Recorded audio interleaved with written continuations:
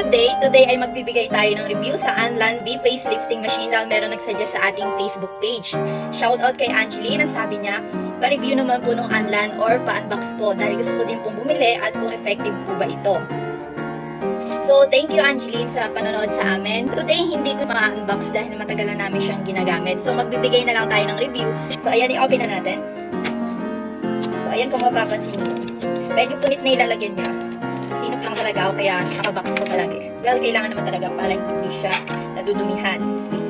So, ito makikita mo, ito yung pinaka-belt niya. Ang kinaganda nito, adjustable siya. So, hindi ka mahihirapan isuot sa iyong ulo or mukha. So, ganito lang yan. Tanggalin natin sa kanyang box. Ito yung remote control. Easy to i-operate. And also, ito kapag nalobat na. So, here, ganito lang. Ikakabit mo lang itong belt.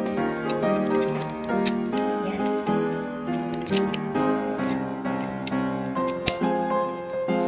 And also, yung pinaka-device niya, ito, adjustable din to. So, ayan.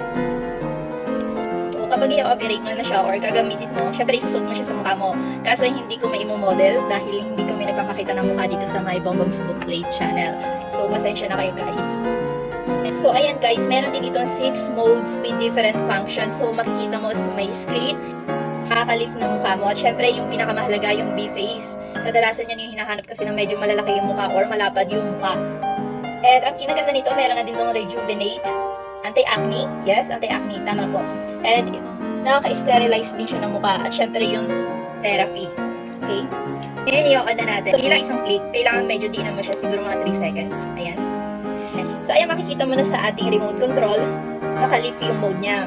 So, para mabago mo yun, click mo lang tong M. And here, mababasa mo yan, naka-B-face na.